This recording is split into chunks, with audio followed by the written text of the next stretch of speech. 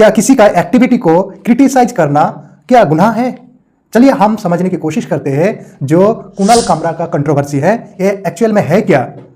Actually ये हुआ है कि कुणाल कामरा हम सब जानते हैं कि एक मशहूर कॉमेडियन है, स्टैंड अप कॉमेडी करते हैं और इस कॉमेडी के जरिए उन्होंने पॉलिटिकल सिस्टम, पॉलिटिकल लीडर्स को टारगेट करते हैं और उसको एक्टिविटी को वो अपना सैटरिकल पॉइंट ऑफ व्यू से उसको एक्सप्रेस करते हैं।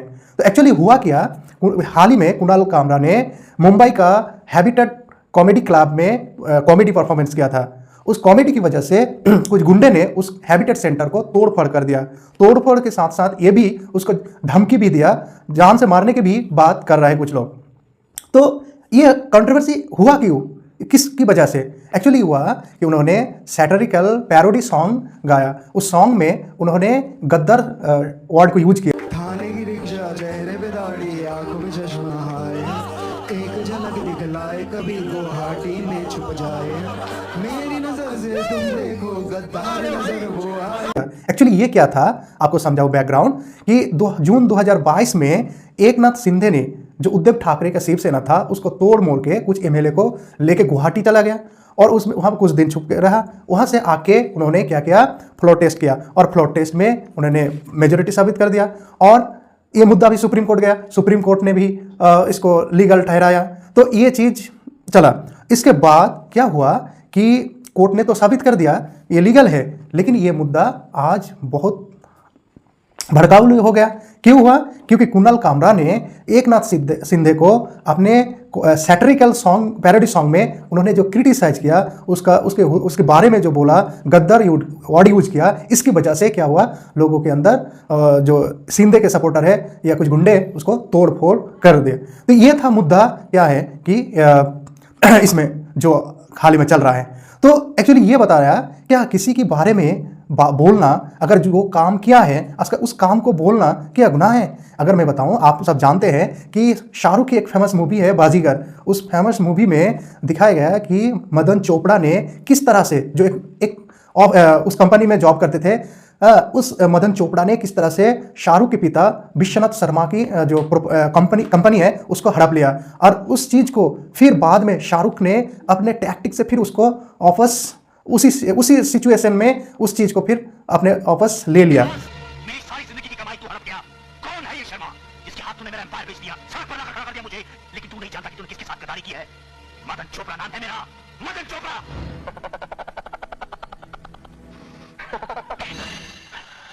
उड़ने की बात परिंदे करते हैं मदन चोपड़ा, टूटे हुए पर नहीं। तो ये चीज हमने उस मूवी में देखा। तो यही इस चीज में देखने को ये मिलता है, उद्धव ठाकरे तो नहीं कर पाया, लगता ही है कि कुणाल कामरा ने वैसी बदला ले लिया।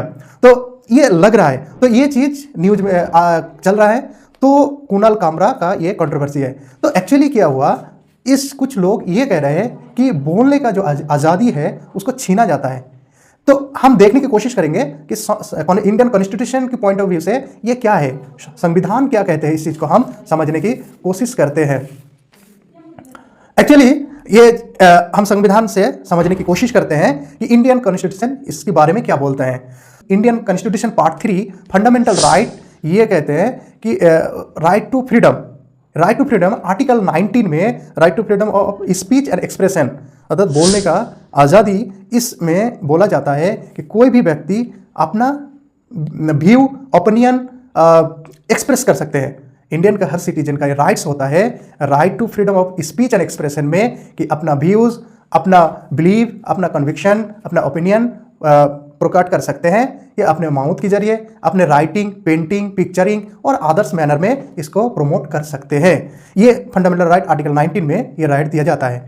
और एक चीज़ है कि ऑनरेबल सुप्रीम कोर्ट भी इसके बारे में बहुत वर्डिक्ट दिया है। इसमें बोला जाता है, सुप्रीम कोर्ट ने बोला कि अगर, इसमें तो बहुत सारे हैं, लेकिन इस कंट्रोवर्सी रिलेटेड जो पॉइंट ऑफ व्यू है उसमें, कि right to propagate one views as well as others view, अर्थात अपना जो व्यू ऑफ पॉइंट है आप इसको एक्सप्रेस कर सकते हैं या दूसरा किसी का भी कर सकते हैं। ये सुप्रीम कोर्ट और कॉन्स्टिट्यूशन इसको राइट्स देते हैं। लेकिन एक चीज़ और समझेंगे कि स्टेट कब right to freedom of speech and expression को रोक सकते हैं। ये तभी कर सकते हैं, स्टेट एक्शन ले सकते हैं इंडिविजुअल सिटीजन्स के अगेंस्ट, कि जब लगे कि अपना कंट्री का सॉवरेंटी या इंटीग्रिटी का खतरा है, या संप्रभुता या एकता में अगर लगे कि खतरा है, तभी रीजनेबल रेस्ट्रिक्शन गवर्नमेंट ले सकता है, स्टेट ले सकते हैं। इसमें और भी पॉइंट है कि अगर जो कंट्रीज, जैसे फॉर एग्जांपल इंडिया का कोई फ्रेंड कंट्री है, अगर उसका भी कोई खतरा है तो भी रीजनेबल रेस्ट्रिक्शन ले सकते हैं स्टेट। या डिफेमेशन होता है, कंटेम्प्ट ऑफ कोर्ट होता है, इसके बाद इस सिचुएशन में क्या right to freedom of speech and expression को क्या रोक सकते हैं कोई इंडिविजुअल का।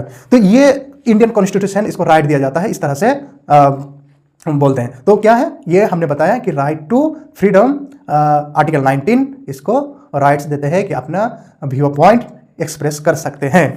तो क्या जो कुणाल कामरा जो सैटिरिकल जो पैरोडी सॉन्ग एकनाथ शिंदे के ऊपर, हालांकि उसने नाम नहीं लिया, फिर भी उसका जो समर्थक या गुंडे जो तोड़फोड़ कर रहा है, उसको धमकी दे रहा है, तो ये चीज कुणाल कामरा तो कोई देश का एकता या सॉवरेंटी और इंटीग्रिटी के खिलाफ तो कुछ नहीं बताया। वो तो जस्ट जो गवर्नमेंट है, एक मिशनरी है, जो सिस्टम है, उसको क्रिटिसाइज किया, उसको गद्दार बोला। अगर किसी का एक्टिविटी जो किया है उसी चीज को तो बोला, वो एक्स्ट्रा तो कुछ नहीं बोला। तो उस बोलने में उसको बुरा लगा, और वो करने में तो बुरा नहीं लगा, लेकिन बोलने में उसको बुरा लग गया, सुनने में उसको बुरा लग गया, इसलिए उसको धमकी भी दे रहा है, और habitats club, stand up comedy club को भी तोड़फोड़ कर रहे हैं।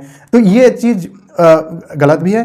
तो ये जो सरकार है, सत्ता है, उसको थोड़ा सहनशीलता रखना चाहिए और होना चाहिए। अगर कोई पॉजिटिव क्रिटिसाइज कर रहा है तो उसको लेना चाहिए।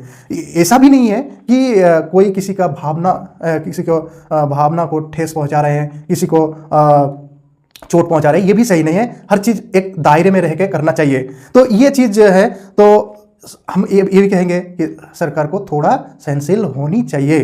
तो ये भी है। हाल ही में एक हमारा honourable prime minister Narendra Modi ji भी एक इंटरव्यू में बोला कि आलोचना लोकतंत्र का आत्मा है। तो ये चीज़ बोल रहे हैं, लेकिन मोदी जी को भी अपना प्रतिक्रिया देना चाहिए। और जो कुछ लोग बहुत उग्र माइंड लेके घूम रहे हैं और तोड़फोड़ कर रहे हैं, थ्रेट कर रहा है right to freedom of speech and expression को, तो ये चीज़ नहीं होना चाहिए। अगर ये चीज़ होते रहेंगे तो हिंदुस्तान कैसे तरक्की करेंगे, डेवलप करेंगे, आगे बढ़ेंगे। तो ये चीज़ नहीं होना चाहिए। तो एक्चुअली इस कॉन्स्टिट्यूशन में जो हमें देखा कि किस तरह से रेस्ट्रिक्शन भी लगाते हैं और एक्सप्रेस